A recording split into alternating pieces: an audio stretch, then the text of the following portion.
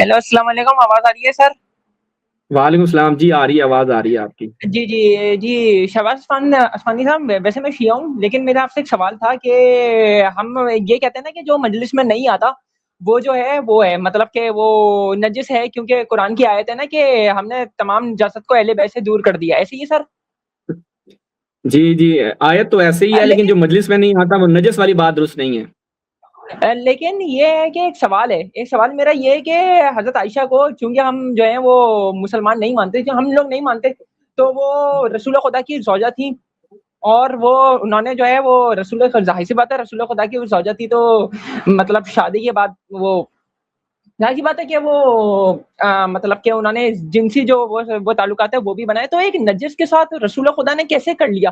اگر ایک آیت تھی، ایک آیت ہے کہ قرآن میں کہ بھائی نجاست کو ہم نے اہل بیت سے اور ان سب سے دور کر دیا، تو پھر کیسے شادی ہو گئی وہ جب کافر تھی؟ تو یہ بات میری تھوڑی سمجھ میں نہیں آتی، اس کا تو ذرا آپ جواب دے دیں۔ ہم کافر نہیں کہتے انہیں، آپ کو کسی نے مس گائیڈ کیا۔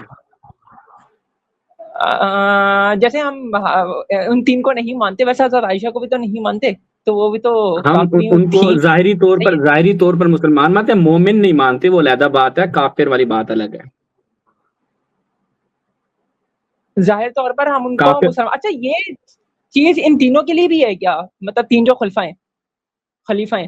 جی جی سب، جی جی سب کے لیے، سب کے لیے ہے، ٹھیک ہے۔ ہم ان میں سے کسی کو بھی مومن اور مومنہ نہیں مانتے، بلکہ ہوں ہم ان سب کو جو مانتے ہیں نا، وہ ہماری روایتوں میں مانتے ہیں۔ پر مسلمان تھے ظاہری طور پر اسلامی احکامات، جیسے مثال کے طور پر آج بھی ائمہ اہل بیت کی امامت کا انکار کرنے والے اہل سنت بہت ہیں، جو ان کو نہ امام مانتے ہیں، نہ منصوص مانتے ہیں، نہ ان کی عصمت کے قائل ہیں، ان کو حتی بعض اوقات کہتے ہیں کہ ان سے خطا ہو گئی، فلاں فلاں ہو گئی، تو ان کے اوپر ہم ظاہری طور پر ان کو مسلمان مانتے ہیں۔ ہندو جیسے نجس ہوتے ہیں، ہندو وہ نہیں مانتے ہم ان کو، جیسے سکھ نجس ہوتے ہیں ان کو یہ نہیں مانتے، یا جیسے اچھا جو دوسرے، ہاں باقی ان کو ہم ان کے اوپر کہتے ہیں کہ وہ جو پاکیزگی اور طہارت کے جو احکامات ہوتے ہیں وہ ان کے اوپر لاگو ہوتے ہیں، تو اس لیے ظاہری طور پر ہم ان کو مسلمان ہی مانتے ہیں۔ اوکے سر، ٹھیک ہے سر، تھینک یو سر، یہ ایک سوال تھا۔ ٹھیک ہے جناب، اوکے اوکے، اللہ اوکے۔ حافظ۔